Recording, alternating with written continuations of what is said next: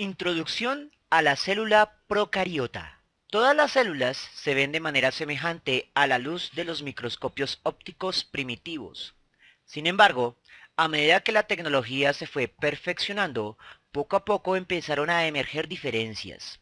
Algunas células eran más grandes que otras y presentaban una estructura interna más compleja, al igual que una mayor diversidad en sus formas o siluetas.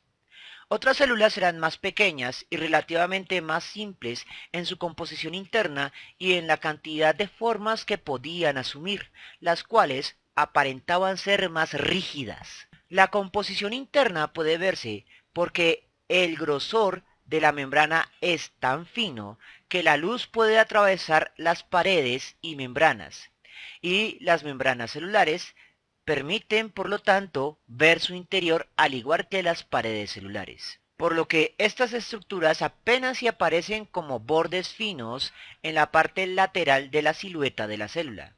En cierto sentido, a pesar de que observamos una imagen de 3 dimensiones, las imágenes de los microscopios ópticos nos dan una percepción de 2 dimensiones a menos que muevas el objetivo lo suficiente.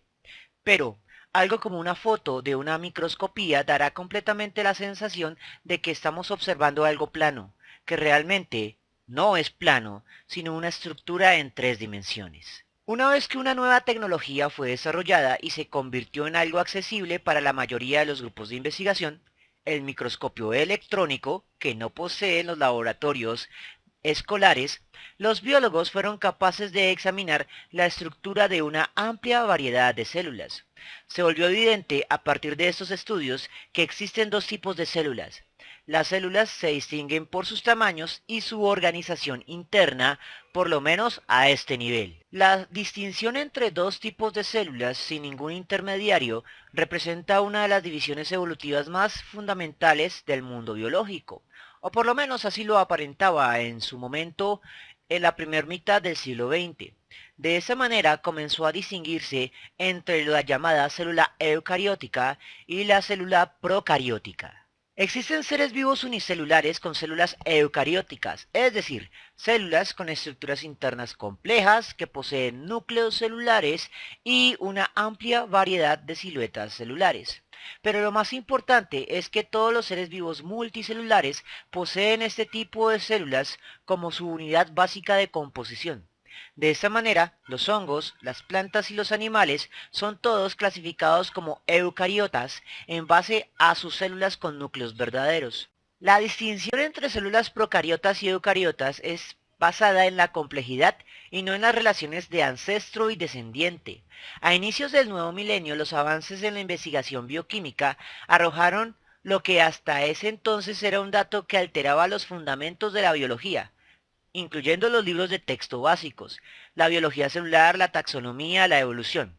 Las células procariotas no pertenecen a un único grupo, no descendían de un solo ancestro común.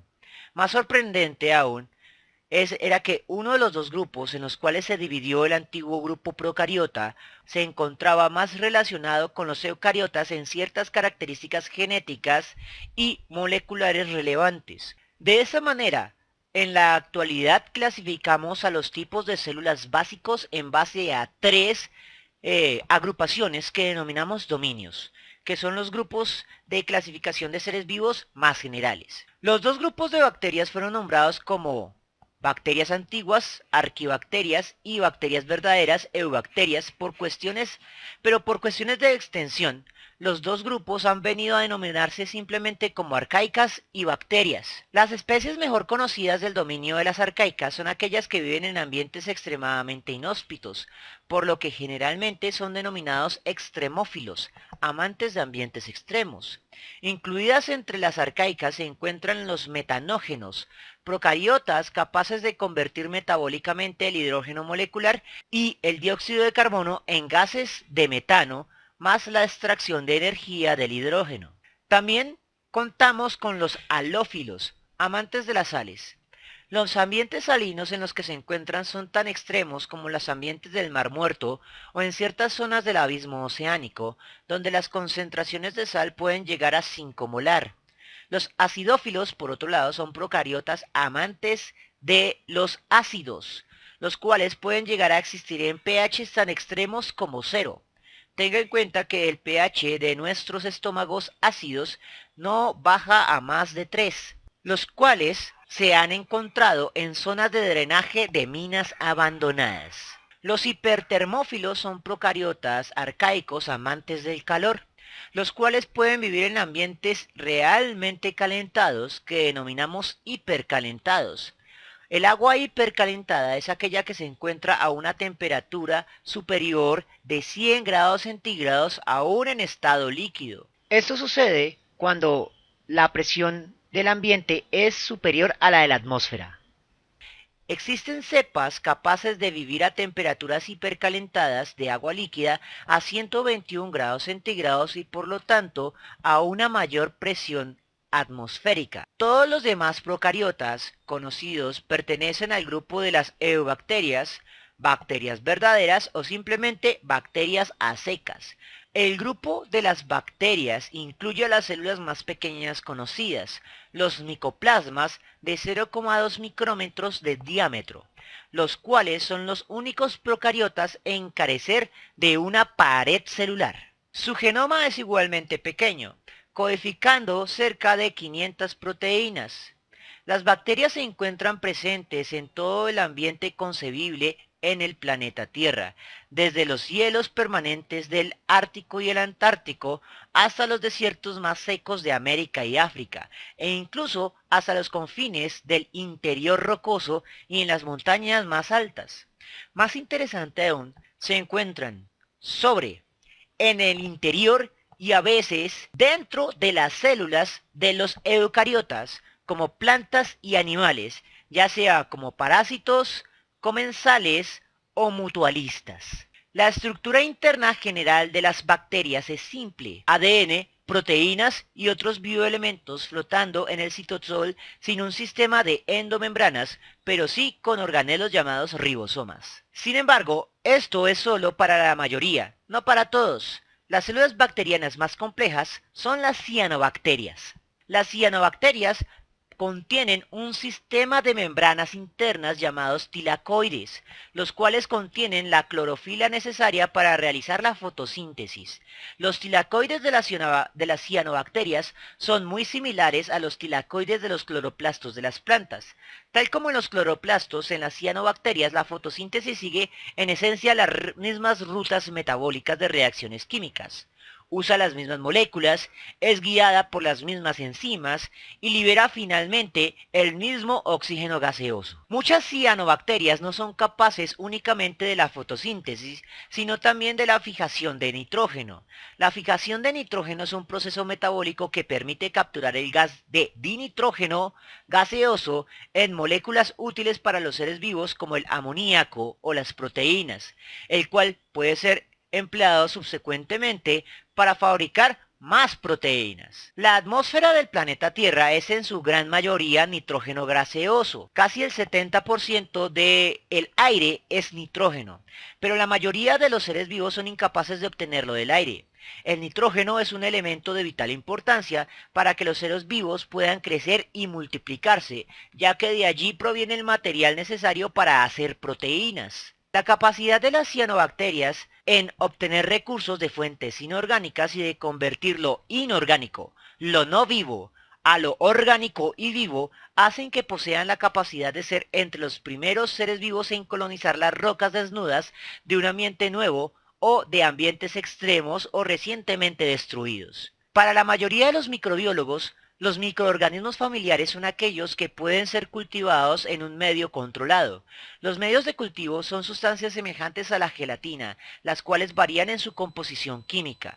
Algunas permiten el crecimiento de una amplia variedad de microorganismos, otras están diseñadas para dejar crecer solo unos cuantos, liberando en su crecimiento ciertas características como la forma en que crece la colonia y principalmente el color con el que crece la colonia, y eso permite identificar al ser vivo. La microbiología clásica fue construida en base a los medios de cultivo, y eso incluye a la microbiología médica.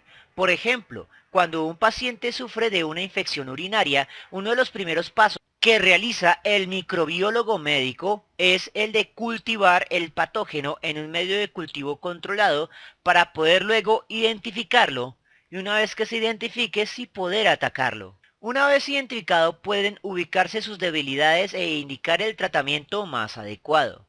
Por los azares del destino se ha logrado cultivar la gran mayoría de los agentes causantes de enfermedades, aunque algunos patógenos han demostrado ser más retadores que otros, como en el caso de la bacteria causante de la lepra. Sin embargo, no puede decirse lo mismo de la totalidad de la vida microbiana del planeta. El problema se debe al hecho de que los procariotas pueden ser descritos de manera muy rudimentaria por medio del microscopio, debido a que su morfología no es muy distintiva. Todos se ven muy parecidos. Para identificar a un microorganismo se debe hacer pruebas bioquímicas que nos dicen lo que puede hacer y en base a ello se establecía una clasificación en base al conocimiento acumulado por la microbiología médica clásica. Las técnicas moleculares permiten investigar la diversidad completa de una población microbiana, pero difícilmente nos dice sobre las propiedades individuales de cada individuo. En otras palabras, sabemos que existen muchas bacterias no cultivables, pero desconocemos sus propiedades bioquímicas y biológicas.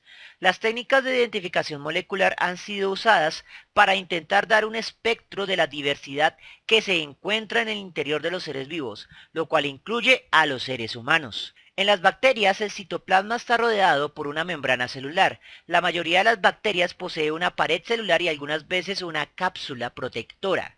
El citoplasma contiene una variedad de enzimas. Las enzimas son proteínas especializadas en acelerar reacciones químicas que se requieren para mantener vivo al organismo. La célula está enmarcada por una membrana biológica semejante en todos los seres vivos. Adicionalmente, posee una pared celular que mantiene la forma de la célula.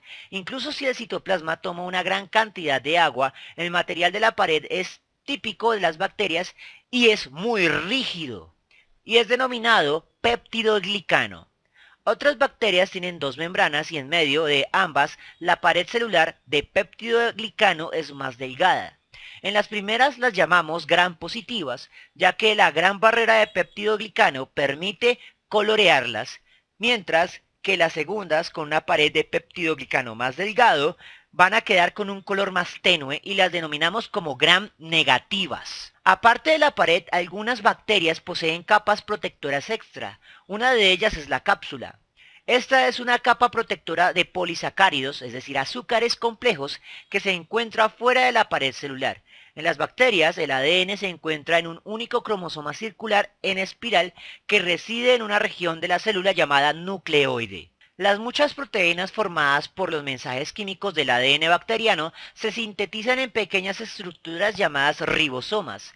El ADN bacteriano está organizado secuencialmente. Los genes se siguen linealmente sin que existan fragmentos no codificantes, es decir, fragmentos de ADN incapaces de enviar mensajes químicos para fabricar proteínas.